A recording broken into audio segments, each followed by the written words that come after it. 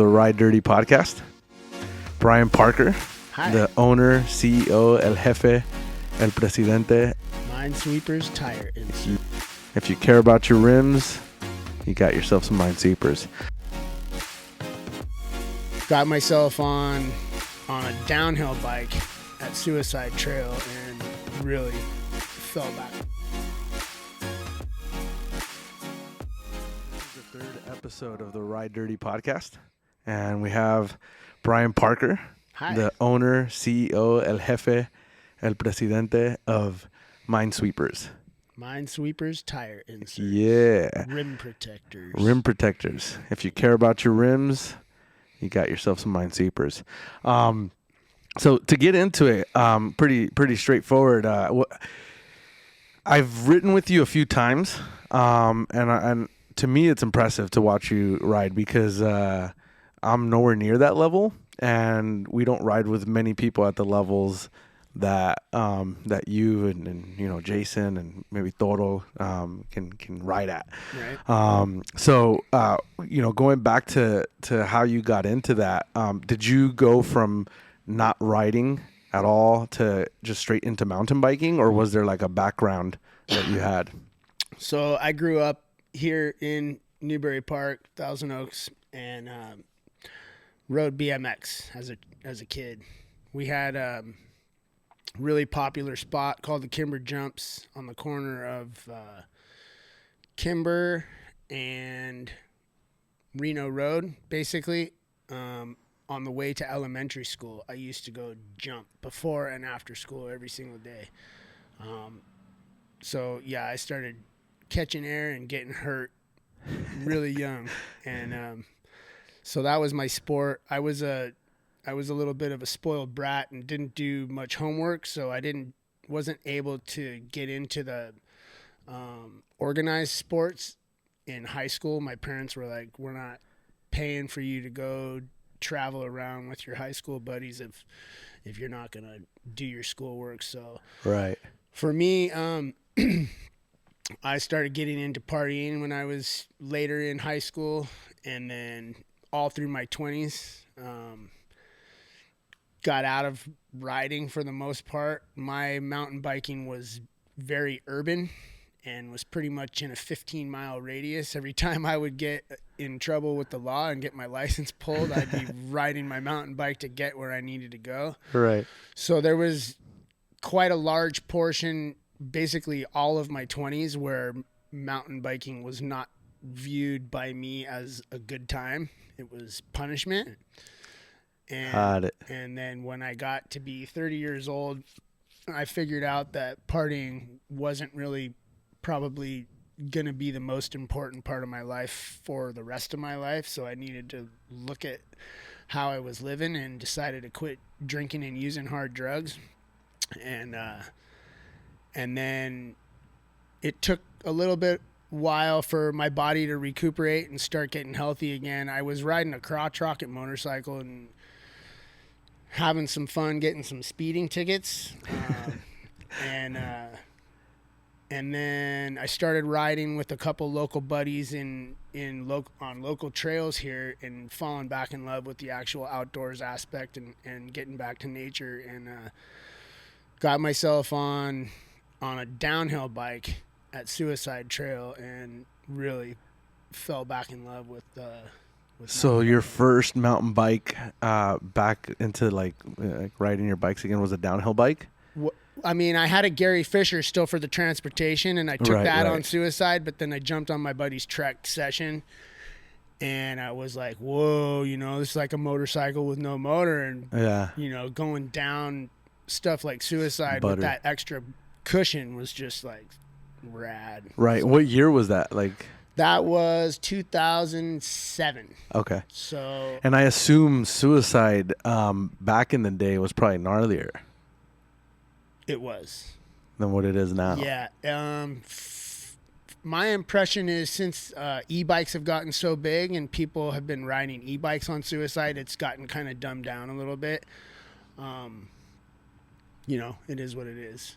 Yeah. Suicide. Was it more natural back then? Like it was Yeah. just like a real mountain biking, like no Yeah. berms, no. Yeah, Just, yeah. I mean, there have always been the funny little kickers off to the sides. right, right. You know, Suicide's got its story for sure. Yeah. Yeah.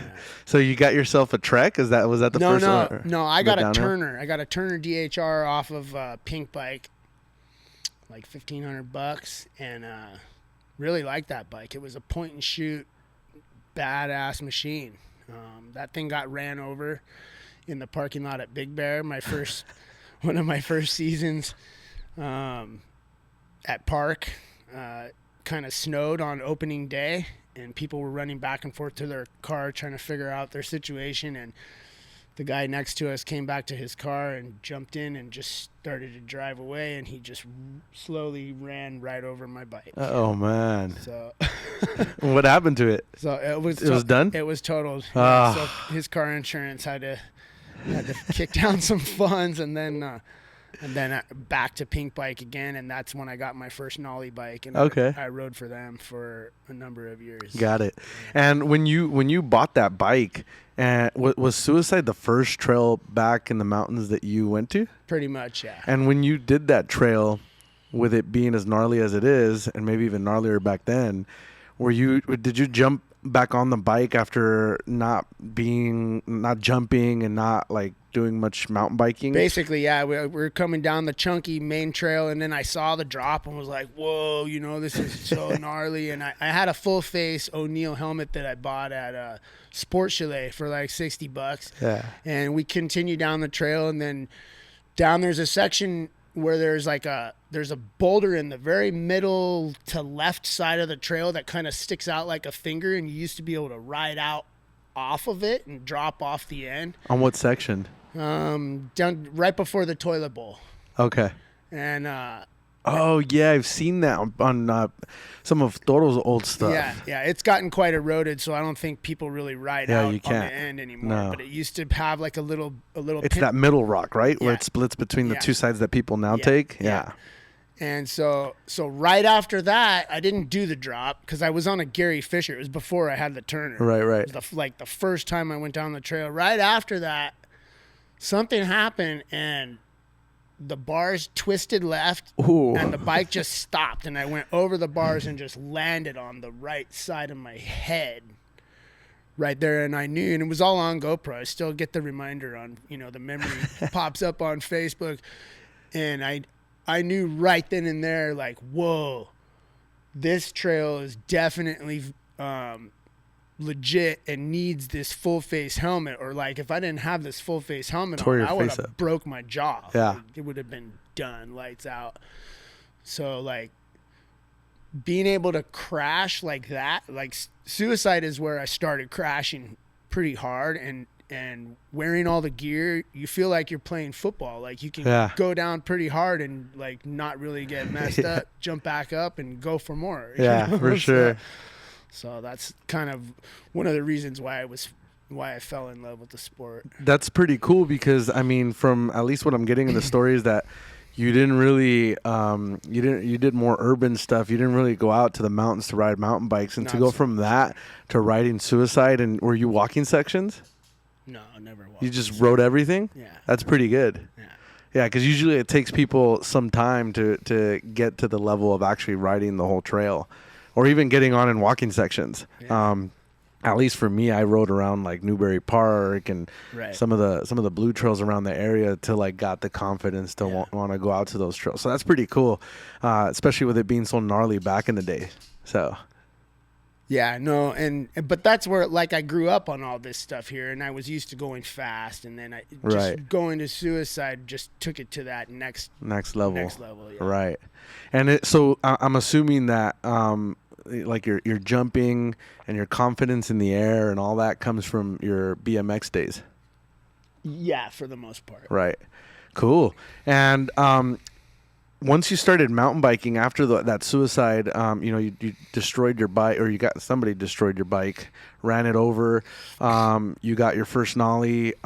You just, at that point, you were just hooked, and you were just riding all the time. Oh, this bike was like basically brand new. This guy was sponsored by them, and the bike he had only been used that same day that my bike got ran over. So like 4 hours of use, brand new bike, and the insurance just totally covered it flat out. So now I'm on a brand new downhill bike. Hi, Sonny. and then I start. Well, our other local trail is where I started riding that bike a lot. Okay. And then started racing downhill at Fontana. I got into racing pretty quick. I met a gentleman named Ted at Suicide Trail, and he was like an older guy as well. He was actually like 5 years older, at least 5 years older than I. And he was like, "Wow, you're pretty quick. You should come out to Fontana." And I'm like, "Where the fuck is Fontana?" so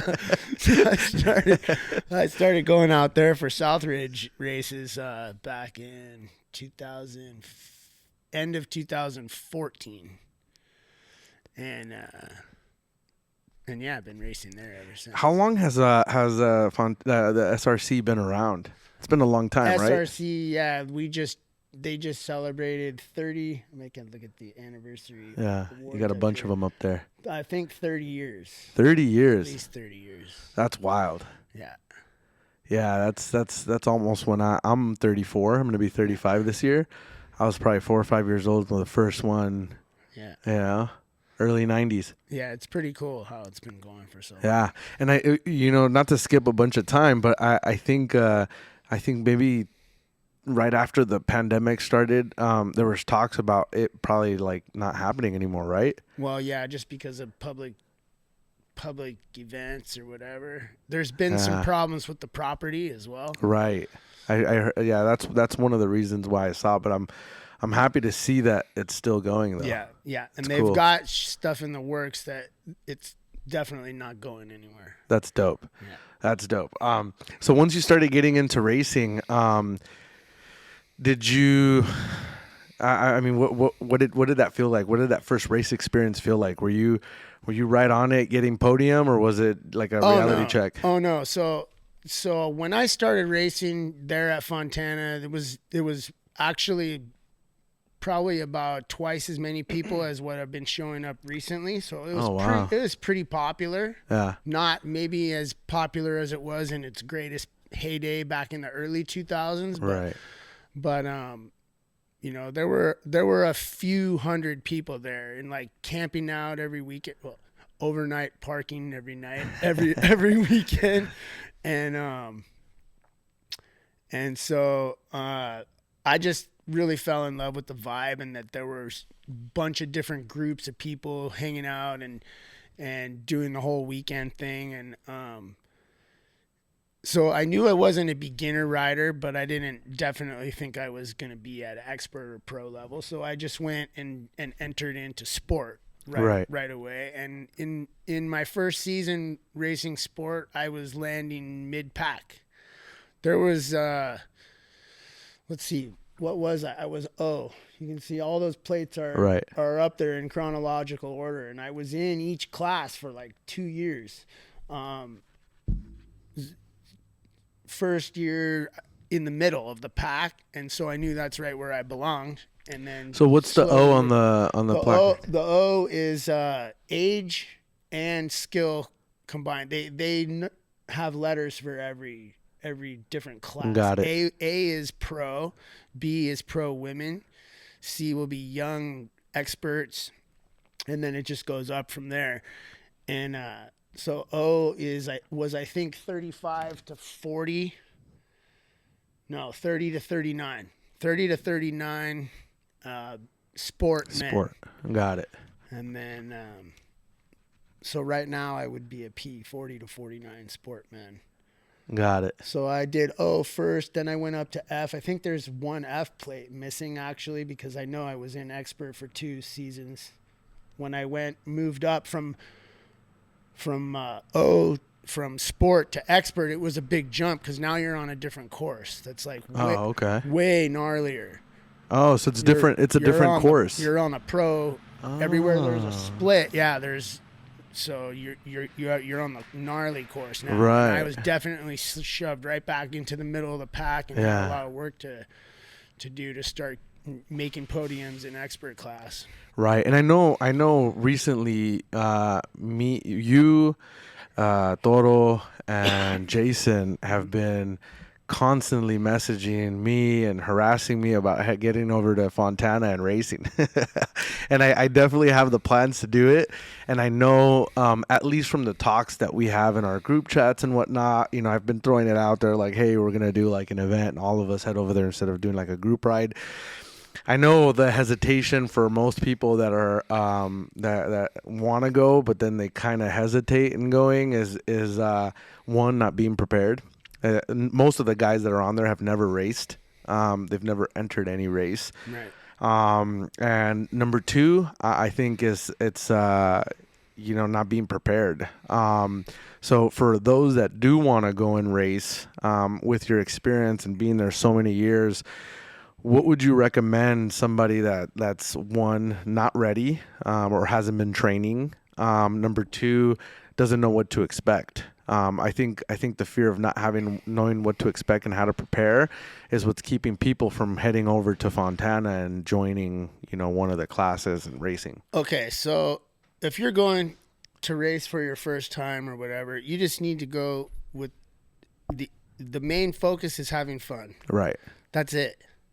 Like, if you're not having fun, you're in the wrong place. Right. That's one of the reasons why a lot of people don't want to go race, is because they feel like they're too invested in being competitive, and it's going to take the fun away. If they don't come home with some kind of results, then you have to go. You have to go find out where you're at. And like, even if you come home in very last place, at least you got yourself out on the track and you found out whether or not, it's something for you or not. And what you need to work on. There's a lot of people, like we were talking about Strava, that ride around local and they're racing themselves already in their own neighborhood. So to go down there, and I'll tell you what, the cool thing about going to the races and actually doing it is my first season, like I said, I showed up out there only in sport. I knew I wasn't a beginner. I didn't want to be called a sandbagger. You don't want to race beginner. If you're already jumping, catching 3 or 4 feet of air, you're not a beginner. Right. Even if it's your very first race. So sign up sport, land in the middle of the pack. And then what happens is, if you go to every single race, you don't have to win. You could get fourth place, 5th place, 3rd place, and you start stacking up points. And by the end of the year, even if you didn't even make podium, you could still get 3rd, 2nd, or even 1st place overall. That's what a lot of my best achievements are for overall. Right. And that doesn't mean I got first place every single race. That means I got the most points by the end of the year because I showed up and I suited up and I did the race. Yeah, that's one of the things. Actually, we were talking, and that's what makes it a cool event, is when there's consistent people there that they know they're going to see the same people there every time, and then we show up and we just do it. Then, like, nobody's complaining about, oh, it's not the way it used to be, man. That's what I hear more than anything. When I ask people why they don't come anymore, it's not the way it used to be. And what do they mean by that? I'll tell you what they mean. It's because the camaraderie has fallen off. I'm telling you, COVID destroyed camaraderie. Right. Told everyone to isolate and stay as far away from each other as they possibly could.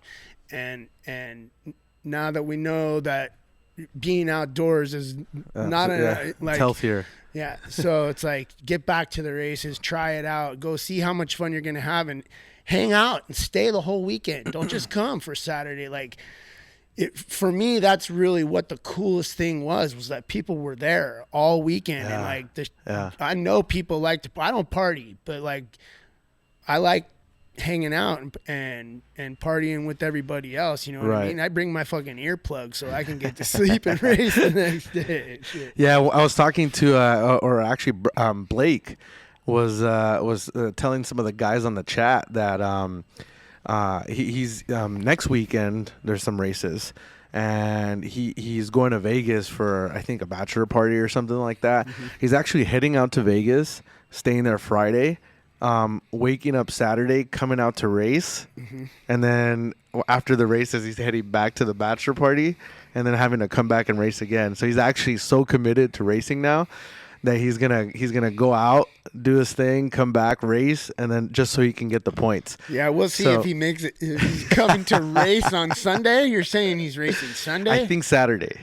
I don't know if he's doing both days, but I think he's just racing Saturday. But if he does drink, that's probably going to be the main factor of whether he's going to make it to Sunday's race. So, no, but yeah, that goes to show that you could earn the points, be committed, and at the end, like you said, the overall can I got still... a first place overall in Super D, which is what they used to call Enduro, my first season there, because I showed up. I showed up and I did it every time. Yeah. That's cool, man. We definitely need to make something of it and head out. If I head out there, I'm going to have to take my wife and kids and that's make what it's a about. day That's out of it. totally a family event. I mean, you've seen how Isaac, his whole family races. Right. He don't even race anymore because he's too busy watching the kids. Exactly. Yeah. Definitely something that's in the works, and I'm definitely going to make it happen. But going back to a little bit of your story. So at what point was it when I think we talked about the story when I first got my inserts, but at what point did you realize, or did you come up with the idea of Mynesweepers? And for those that don't know what Mynesweepers are, they're tire inserts. Yes. Tire inserts that are totally different than a lot of the other tire inserts that I've seen. And I haven't tried any other inserts. Mynesweepers were actually the first inserts I ever put on my bike, so I don't know how they feel, but based on conversations with other people, they lack on certain areas. But at least with my own experience, not just because you guys sponsor and are part of our group and what we're doing, but I actually really like them. I from the first day, the first ride that I did with the inserts was a Suicide. Right. And I actually did Suicide before without inserts, and then I did it, I think, like a couple of days after with them. So I noticed the difference immediately without changing anything on the bike. Right. And I actually had gotten a flat, and I dented the rim without the inserts, which is one of the reasons why I was like, I need to get some inserts, and so at what point how did that idea come about? Okay, so it all came from racing. Right. The whole idea came from racing, and let's see, being a self-sponsored racer, paying for all my own stuff, right, and going through I think it was like 2 or 3 rear hoops the first 2 seasons, racing sport 2 seasons, and then into expert. I think I had the idea in 2017. So I was in expert class and 2 or 3 aluminum hoops, and then I actually switched over to carbon. I tried a set of carbon wheels and broke a rear carbon on my downhill and a rear carbon on my trail bike. And I was on my way out to Bootleg for another race, and there was a pink bike press release with Aaron Gwynn, and he came out and told everybody what he was running in his rear tire. People kept seeing him in his World Cup races getting flat tires, and the tire would come off the wheel, and there would be the tire hanging off one side of the rear triangle, and then this other object was flopping around, and no one knew what it was. And so he told everyone about the flat tire defender, and I thought it was a great idea. A piece of foam inside there, and I was like, oh, I gotta get me those. And I scrolled down and saw the price tag and was like, oh no. How much were they? They were, I believe, $120 a set. 120 for 2. For 2. So without seeing them or getting invested, I didn't want to do all that. I actually, Minesweepers is a do-it-yourself idea. I went to Home Depot in Las Vegas and I got some pipe insulation and shoved it in my tires in my hotel room that night, and went to the races and just tried them out. And I could feel the difference, like you said, right away. Right. They deaden. It's like a volume spacer in your tire. Yeah. That's a good way of putting They it. deaden all the hits. Anywhere you would hear a metallic ping is more of just a flat smack, and gave me confidence right away riding on that crazy terrain in bootleg. Right. So, but I could hear them moving around when you'd hit the brakes real hard. You'd hear them slide to a stop, and that was unattractive. Right. So I was trying to think for a long time how I could get those things to be still in there. And when I had the idea for the surgical tubing to use as a big rubber band and hook it to the inside of the rim without using any kind of zip ties or Velcro or adhesive or anything like that, I gave it a shot and was like, whoa, man, this actually seems to work pretty good. So I took it to the next bootleg race and showed it to Greg Gibson from Trucker Co., who was sponsoring a bunch of guys. Right. And he didn't shoot me down right away, and he tried it and was like, wow, man, these things actually seem to work. So, And it was still the pipe insulation that you were getting from Home Depot. I think originally, yeah, I even brought pipe insulation out to bootleg. So so everyone's like, well, then why don't I just make it myself? So you can't make one that wraps even a 26-inch wheel with any pipe insulation that you could find in any hardware store. Right. The longest length piece you're going to find is 6 feet. And there's like a 9-inch section that you won't have any Just foam. dead So spot. you have to cut another piece and add that in. So Right. who really wants to do all that? Right. And in addition to that, I think I'm not an expert on that, but I think pipe insulation is a lot stiffer, isn't it? It's actually not. It's softer and it's thinner walled. It's also slit. Most of it's slit down the middle. You can find stuff that has an adhesive, but it's not ideal. So, Which I mean, with the impact that we get on tires, it'd probably rip it up pretty quick. Yeah, you'd beat through it pretty darn quick. Yeah. So I sought out foam manufacturers, which there are none in California. I had to go to Arizona, and I found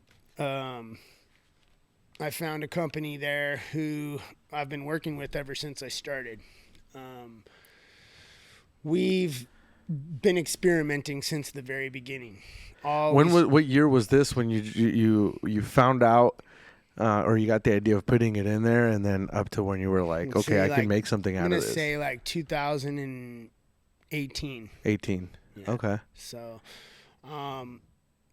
originally very small orders, but different sizes of foam. And we've always been doing minor adjustments to try to perfect what size and density is ideal for the application. And I have foam for so many different sizes of tires. Like we're not marketing all of them. Right. You know what I'm saying? But like, if anyone wants to experiment around, we have stuff that ranges all the way from gravel grinders up to 3.0 fat tires. Oh, wow. Yeah. We do sell a lot of the 2.8 to 3.0s for the e-bike riders that were doing like mullet setups. Right. With the smaller wheel with the wider tire in the rear. That's still very common. Just got some new foam in that's a bit more dense. So I'm still trying to go after a lot of the e-bike riders and go for a lot of the 2.6. Seems to be a super popular width now. Yeah, which seems like it's heavier. It's a heavier, like it's a slower rolling tire. The Yeah, a little thicker it bit is. slower rolling. Yeah. And what's the difference? You deal with a lot of like inserts and tires and whatnot. Why is it that some of the e-bikes run a thicker tire in the back? Well, I mean, just for weight, probably. You know, you've got a lot heavier, Maybe more torque. rear end torque, but when you're coming into like G outs and braking coming into them, all that extra added weight stacks up. Right. Yeah. Makes sense. So then you started experimenting with the different foams and whatnot, and have you at that point had you already found the name, or were you just like experimenting still? I had the name pretty much figured out right away, and it all comes from the old term of grenading your rim. So I was like, Mynesweepers will help prevent you from grenading your rim. So that was a term back then. I don't think they use that now, do they? Grenading? Yeah. Yeah, I don't know. Never heard of that. You got to get out to some downhill races and Maybe. see what kind of lingo you pick up. Yeah, because I mean, I have seen what that means, especially like in Rampage when those tires just blow up and they're just like torn into pieces. Yeah. So I know where that comes from, but I've never heard the term. You know, so yeah, maybe I need to go some downhill races. Get out to some downhill and hear races. it. Get out to some Rampage. So that's what you that's where you got the name. Yeah, just from grenading the shit. I was thinking it was more. You remember the game that used to be on the Microsoft computers? No, that's why we had to change the spelling of it. That's probably what's messing me up, because everyone types in MINE and then they get the video game that pops up. Right. Yeah, that has nothing to do with it. Cool. And then who was the, besides yourself, because obviously you were experimenting on your own bike. Yes. How did you get from experimenting? The Trucker Co. Posse. The Trucker Co. Posse was they were the ones who helped the you. race team that Greg had going on, and I asked all of those dudes, please check this out, try it, run it. Dick Finn, Derek Landrum, Vincent, Vinny, Ryan Rodriguez, Chelsea, but some superstars, man. Right. And a bunch of really rad people running the product for the first year, 2 years, 3 years. And what was their feedback?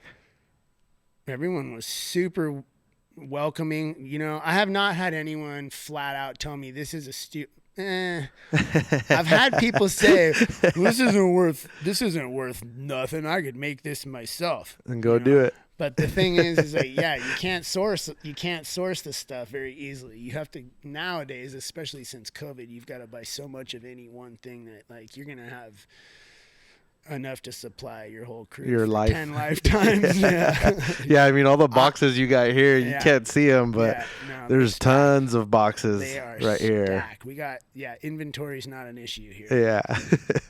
Yeah, and I mean last conversation we had, they increased the amount of supply you had to purchase to be able to make an order. So even if you wanted to, it'd be a hefty price you'd want to pay just to put one insert in your tires. Right. You're better off just buying Mynesweepers. And the thing too, at least for me, you mentioned that the inserts that you had seen were $120 compared to a lot of the inserts that are around. You know, those other ones, I mean, you're talking 180, 160. Yeah. So, and without naming names and getting into all the who's better or what's not, for me, this is a disposable product, just like the tires that you're putting on your bike. When I first started doing this, I was finding tires for $50 a pop, like good quality tires. And the economy is what it is. It was shit when I started racing, and it's even worse now. But now people are paying $100 a pop for tires. Right. And tires don't last forever. They get thrown away. So for me, if I can go back to putting a $50 tire on my bike and running a $50 insert inside that tire, and then the inserts should last you 2 or 3 tire lives if you're not like World Cup downhill racer, you should be able to get a few tire lives. So in the end, you're saving so much money.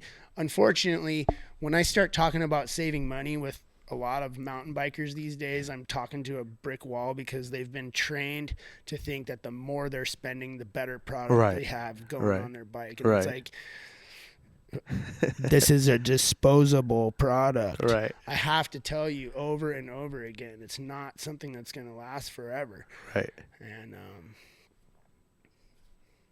it makes a difference. I know I'm not by any means even close to an experienced rider. People who have never run a tire insert, it doesn't matter who they are. Yeah. They put a Minesweeper in and they come back in 2 minutes and they're like, I could feel a difference. Yeah. Nobody says that they don't. They roll faster. It takes a thin casing tire and automatically turns it into a double down. Yes. That's what I felt on cornering. I felt like I don't know if this does anything, but I felt like my cornering had more grip. Yes.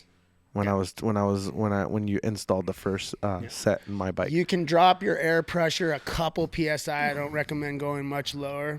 That'll allow the actual tread to lay flat on the ground. I mean, that's the whole reason for going tubeless in the first place, is to get better grip. A lot of the other inserts that have more of a lateral stand on them push onto the sidewalls of the tire so much more that I've heard people say when they lean the bike over, it resists and wants to stand back up on them. I wouldn't know because I've never tried any other inserts myself either. Me neither. Just because of the whole standpoint on cost for me. And I'm happy to take other inserts out, but I won't install them. Right. So, but yeah, I mean, they do. They help with performance. For me, it's the confidence of not damaging your wheels. That's absolutely. And then the fact that they stand up pretty well, especially this new denser foam that I have. When you do get a sidewall tear that's like an inch long, that no sealant, no matter how good it is, won't seal that thing. If you're at a bike park, you're not walking. You can ride the bike like we still ride it, 70 or 80%, hitting jumps on flat tires. Oh, really? Yeah. Oh, wow. We've had some women ride all day on flat tires, and we're just like, it's fun. You know what I'm saying? Like, yeah. because we know they're not going to get too super aggressive. Right. So that's wild. Yeah, that's. I mean, I like you. I haven't tried any other inserts, so it hasn't. I can't tell you the difference, but I felt it. So it's pretty cool to see, and I know a lot of the guys that we ride with that have gotten them.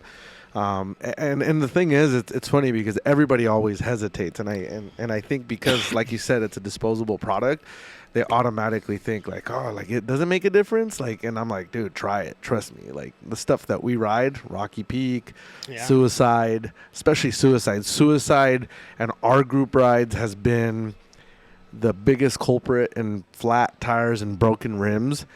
There's no other trail that has gotten that many flat tires and broken rims than that trail in our group rides. Yes. It's like almost every ride somebody gets something, like either a flat or their rim like cracks or it's always that trail. Yeah, that's where I went tubeless. I was on that Turner and the guy I was riding with was like, dude, every time we come here, you get a flat tire in the top section, and then I have to go slow and wait for you to walk down. He's like, I'm not coming here with you again until you go tubeless. So come over to my house and we'll set you up. Yeah, those tubes get torn up there. It's just the rocks there are jagged. Yeah, well, you snake bite. Yeah. You bottom out, and if you're running tubes, your rim puts the dents on it. Yeah. I'm gonna shut that off. Nah, he'll get out the way. The gardener happened to just pass by, but yeah, man. I mean, and then how? At that point, were you just still testing out with the Trucker Co. team, testing them out, or I was never testing out with Trucker Co. You were already. I was already on the do-it-yourself program because I didn't like the cost of sealant either. Right. And I looked up recipes online and was like, oh, I could make this stuff for less than half the price. Yeah. And then I was at one of the races and Greg was looking at me and he's like, "What is that stuff?" And I told him, "Oh, it's this, this, and this. My 3-part concoction." And he's like, "That's cool. Here, try this stuff out." And Greg's another person who's done the homework and he's searched out the best materials and got them for the lowest possible price. And he sells that stuff direct to consumer for half of what anyone goes to the store and pays for any other Right. sealant. And it works just as good, if not better, than the best stuff out there. Yeah. So you were already operating as a business. What? When you were working with them, you already had the business and you were already trying to sell the inserts. No, not at all. No, I was working. No, I was just racing as a regular, self-sponsored racer, and Greg had the team already going, and he gave me some sealant to try out, and then I was like, well, how much does this stuff cost? And he told me, what the price point was, and it was like, I'm not gonna waste my time making this shit myself. Yeah, it'll probably cost you the same or more. Much. Yeah. Yeah. Oh man. And so when was it that you actually saw the opportunity to make this the business? So Mynesweepers, it started slow and like 2000, never like from 2018, and then in 2020 when COVID hit, I had a couple really good reviews that came out. None of the reviews that I've done have been paid. It's just trade for product. Right. People who are doing blogs and stuff on social media. And then I got a hold of Lone Wolf, who's also a local here in Thousand Oaks originally. Try to talk directly to it so that way it evens out the audio. So, Lone Wolf? 2020, yeah. I think it was right before COVID hit, early 2020, like February. I noticed he was out here at Sapwe Bike Park. And so I tracked him down and was like, where are you at? I'm coming over. I'm going to put these in your bike and you're going to check them out. So that's been the hardest thing for me, is that I can go to a bike shop and hand inserts to someone and they could be interested in the product and whatever, but until they're in the tires and they could feel them, right, that's the whole thing. And then a lot of people are also reserved about that because they've heard the rumors about how hard these tire inserts are to install. Yeah, that's one of the big ones. So that's a little bit of a hurdle because then they don't even try. Right. They'll take free product and just kind of stick it in the corner, and I'll come back to the bike shop like a month, 2 months later and be like, what do you guys think? And they're like, yeah, they're still over there in the corner. Yeah. By then they're all twisted up because the elastic band doesn't have any support from a rim, so it looks like a pretzel. And I'm like, cool, dude, you just throw those things away. Yeah. But you install them pretty. I mean, every time that I've been here, you just like doop doop doop doop doop. Yeah, it's all about the barrel, man. The barrel that I bought at Home Depot. It's a $20 tool. A lot of people use a trash can, but you can't. It's not sturdy enough. It's not. They buckle in the middle. They bend over, and with the barrel that I use, you can also get your knees on the backside if you need to. Yeah. But yeah, I took my whole kit over to Lone Wolf and showed him how easy it was to install, and he was like, "Damn, that's impressive." So he took a couple more sets back. They did an e-bike shootout. He was pretty stoked on them and did a very good review, and then word just took off. Right after that review came out, COVID hit and the sales just went through the roof. Everyone was that's when everybody got into mountain biking and started buying, like everything was selling. And so we were selling really good, and then I had to do some big foam orders. I couldn't even store it in a regular storage bin. I mean, it was filling my whole garage. And then I moved into the shop around the corner over here late in 2020. And sales were booming all through 2020, and then 2021 was pretty good. And then it started to slide towards the end of 2021 after Reed did that big 360 at Rampage and blew his tire off, and everyone saw I was it. just gonna bring that up. That was pretty cool. Yeah, we made national headlines with that one. Yeah. I believe that was one of the first tire inserts to actually run in the event. Oh, really? Yeah, I don't. They don't usually use tire inserts in the event? Those boys actually run tubes at really high pressure, most of them. Oh, shit. So, yeah. That was pretty wild. I do remember watching that, and I remember when the rim blew up. Yeah. It like that thing just like it just wrapped around his bike, and everybody was like, "Is that a rattlesnake?" Like most people were saying that they thought it was a rattlesnake. You know, they're like, "Is that a rattlesnake? What is that?" So there was pictures everywhere. I was stoked that he ran down the hill with a smile on his face. You know. How did that happen? Tell me that story. How did he get those inserts on there? Did you go and meet him? Oh no, wait, I hit him all up on social media. All the free ride dudes have heard. I actually have. Jordy Lunn was thinking about running the inserts for a minute. His Canadian dirt jump hardtail sponsor actually hit me up, and so I tried getting him to Jordy Lunn, and then he didn't actually take him because he was trying to perfect his Cork 720s, and he was worried about, a lot of these free ride guys are worried about going upside down and spinning and having the tire rotation mess all that up. Right. So, but yeah, I got some to Reed, and he ran them. And he told me that he really liked him in his trail bike, but he wasn't for sure he was going to run him in his event bike for doing big stuff like that. And I was like, whatever. And so I didn't even know that he was running them. I wasn't at that. That's the only Rampage I haven't gone to in the last 8 years. So otherwise I would have been there. Right. I would have super glued that tire on before he dropped down. If I would have known he was, running that. But,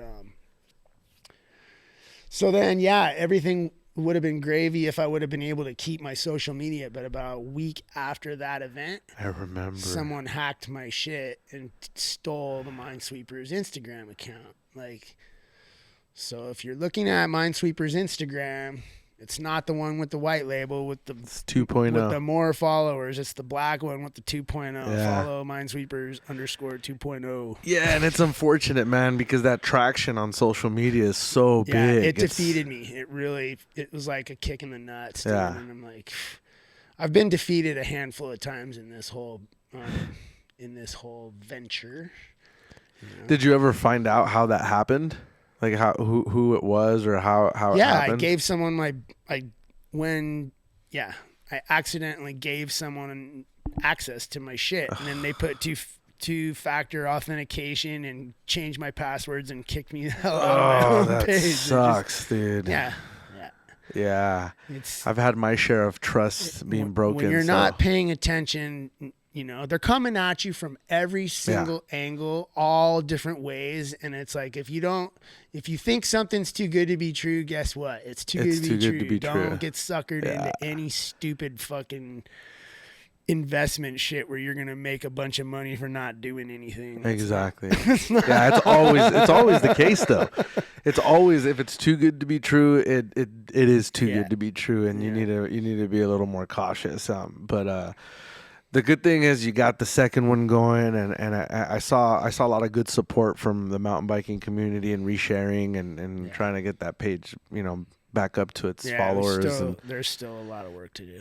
Oh, absolutely. I mean, going from a lot of exposure from Lone Wolf, from Drew at Lone Wolf, and then going for having the insert come out and Rampage and everybody trying to figure out where it was. I mean, I'm sure all those are waves that just pretty much are gone now because you have to start over. Yeah. And you have to wait for another one of those waves to come out and we're trying to stay organic. That's my thing. Yeah. I started really slow at this. I didn't pay for any advertisements. Like I said, all the reviews are just a trade for product. Just try this out and let me know what you think. Let everyone else know what you think. Right. And that's really been what's kept me going. I'd fold this all up if I had someone who flat out said, this is a stupid idea, you need to stop doing this. But that's not, I have repeat customers. I have customers that actually rave about the product. Yeah. They're stoked about how long it lasts, even though it is a disposable product. So many people get a whole season out of one set, and a lot of people are running them for 2 seasons. Right.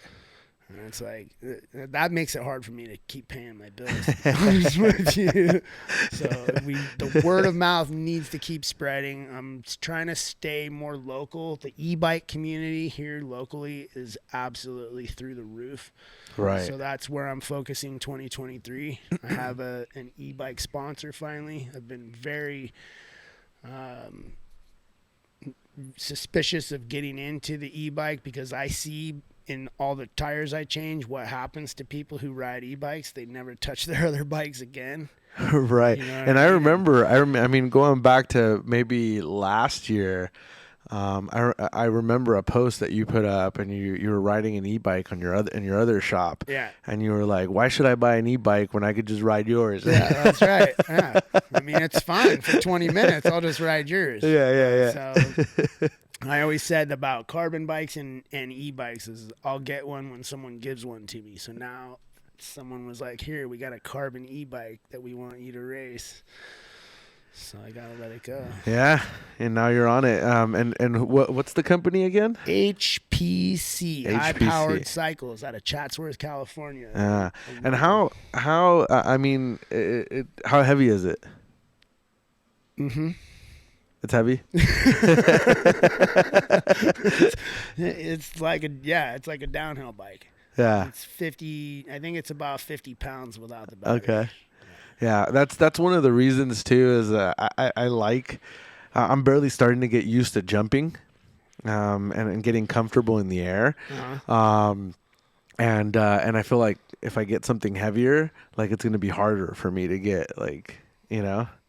Although I've heard that it's a little more stable because of the weight. Jumping is all jumping is all based on physics, and if you're heavy going into the jump, you're going to be heavy all the way through the jump. If you have the confidence to follow through and the jump is built right, it doesn't matter what bike you're on.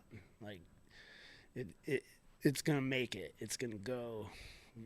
You have to do something in the air. You don't want to be a dead sailor on it, because I'm finding out that they do fall down harder. Oh, absolutely. When you go down with an e-bike, it's harder to get away from that thing. You crash. And you don't want 50 pounds landing on you. You do crash harder with the extra weight. Yeah, for sure. Yeah, so I'll get used to my bike first, and then I'm gonna invest in one. What I worry about is people that clip in on e-bikes. I don't know that that's really a safe maneuver. I've never seen anyone clip into their motorcycle before. You definitely do want to stay with the machine in a crash if you can possibly stay with it and let the suspension do the work. The crashing. Yeah, the work in the crash. But when you're clipped in, you don't have a choice. Yeah. You know, I recently started clipping in on my bike. And but I have it on like one of the lowest settings. Well, and it's good for climbing. I clip in on my trail bike when I'm trying to be efficient climbing. Right. And even in the downs, it helps you stay with the bike. Yeah. You don't get bounced off so with an e-bike, it stays more planted to the ground because the extra bike is low center of gravity and it's in the bike. So the tires tend to stay. If your suspension's tuned properly, the e-bike stays on the ground better than a normal bike. So you don't really need the clips. Yeah. That's one of the things I had a problem with on my transition is going like Suicide. What I like about it is we keep going back to that trail, but what I like is that it's fast and chunky. Yeah. So whenever I would let go of the brakes and start getting some speed, my bike was going through the chunk. My feet would start coming off. Right. And I hated it. And that's one of the reasons why now I clip into the bike. And it feels so much better because I'm not afraid of that anymore. Now I'm just letting it go and my feet are going to be stuck on there, But I can see where a heavier 50-pound bike can become an issue when you do fall and you're stuck to that. But I have it on a very low setting. So it's like almost effortless for me to get out of those things. Right. So I don't know if maybe I'll get the confidence to tighten it up a little more, but losing the suspension when you're in the chunky stuff, that's like high speed chunky stuff, then loosen up that compression so that it sucks all that Right, stuff up. exactly. You only need like stiff compression when you're doing jumps and stuff Right. like that. Yeah. Let the Yeah, suspension do that work. that's one of the things I recently increased the PSI on my fork, and the and I tuned some of the settings to make it a little not stiffer, but the rebound a little like faster. Okay. So that way when I'm going through the chunk, it's eating, and it feels so much better. Cool. I had it a little slower, and it ended up getting Diving? too like yeah, It was diving? yeah, and it would slow me down. I felt like I couldn't go past a certain speed. Right. Now that I've turned it up, I feel like I'm letting go, and it's feeling a lot smoother. So we're gonna do a group ride this weekend there, and I'm excited to try it out for the first time with the new settings and see how that feels. But where are you at with Mynesweepers right now? And what I mean by that is how's it all rolling? It's rolling. Yeah, we just moved into the new shop. Yeah, Rent got raised over at the other shop. I have more of a personal space. This place is pretty rad. Trying to do work with some other companies, and branch out. Like I said, HPC. I want to really get this bike out to a bunch of races. They're gonna fund for me to race the Calenduro e-bike series. Ooh. So I'm gonna be there showing that bike off. And Mynesweepers, I'm really trying to go after the e-bike market. Like I said, I have a lot of that local here. Traveling. Sorry. No, you're good. Traveling is getting tough. I'm getting old, so I'm getting tired running around at all the races. Right. But I really want to stay here in the local community and get, like I said, that word of mouth client base built up. I have a shop now, so I have room to do work. I got a bike here right now that I'm doing a brake replacement on. I've been working with EXT suspension, doing sales for them. So I've got a lot of local friends running EXT shops on their e-bikes, and anyone who wants a fork, we got those as well. Yeah. Get you a little bit of a deal. Yeah, hell yeah. I'm working with TRP brakes and rev grips. We have IRC tires. So yeah, just trying to stay in the industry, help some other companies out and get the local bike shop. A lot of bike shops since COVID came through, they cut their hours back. Yeah. And they're keeping their wait times pretty long. Like if you want service, they tell you it's not going to be done today. It's going to be done in like a week or 2 weeks, depending on who you are. Yeah. And so I'm really trying to get more local service work going on in here. Yeah. That's dope, man. And what do you? I know you're really giving a push for the e-bike market this year. Yeah. What are your goals with that? Like, how do you plan on doing that? Just kind of getting out there and kind of doing what you did when you first started. I'm just trail talk. I pull people over. Like I said, everyone's pretty warm and welcoming to listen to the spiel. What's it all about? And just take a business card and give me a call, set up an appointment, and do an install. One of our guys, I don't know if you remember him, but he got inserts in his. He had a YT Capra. His name is Drew. That guy's pretty. He's pretty good. He's fast and he's got a little bit of like the style, like your style, where he tosses the bike around and likes to get in the air and stuff. And I hit him up this week, and I was like, "Hey, are you coming out to ride this weekend?" He's like, "Yeah." And he just got a Canevo. He just got an e-bike, and so I was like, "Hey, you're gonna bring it out?" And he's like, I don't know if I'm gonna bring it because it doesn't have inserts yet." Yeah. And he has your Mynesweepers on the Capra, so he's bringing that one out. And he's making plans to come and get the inserts on his e-bike, so that way he can take it out because. Tonight, dude. When's the ride? Tomorrow? Yeah, it's tomorrow. We'll get him on the. He works. There's still time, man. His job where he works, he won't make it. he's out a little late and does his overtimes and stuff. So he'll be there tomorrow. But he does have plans to get that back in there, so that way he doesn't mess that thing up. Hell yeah. So, well, that's dope, man. It's cool to know about the Minesweeper story. It was really cool when you showed that you got the new shop. It's a cool spot. Digging it. This is my second, I think, or third time coming here. Yeah. So it's pretty dope, and we're doing the podcast out of the shop today, so we get to see some of your plaques up there and banners, and you have your own little private space. Yes, sir. So, and I know you mentioned that you got local trails just right off the, right in your backyard. Yeah, man. This area, that's the thing about the e-bike is that you can do a 30-mile loop in 4 hours here and connect just a bunch of little ridges that back up every neighborhood in the valley here. Yeah. So. That's dope, man. Well, we look forward to having you on more of our rides. Oh yeah. And showing off those. We can actually do one from here sometime. Throw a ride out of here. I hope it's just not a 30-mile one because I don't have an e-bike. Well, you better we'll just do a small loop down here in Wildwood. Yeah, we should. We should. A loop a little barbecue. Yeah. A little party and stuff. Right. That'd be pretty cool. Yeah.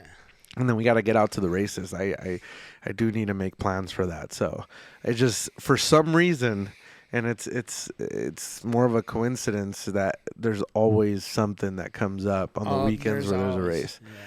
Yeah. And then especially but not next weekend. Especially, yeah.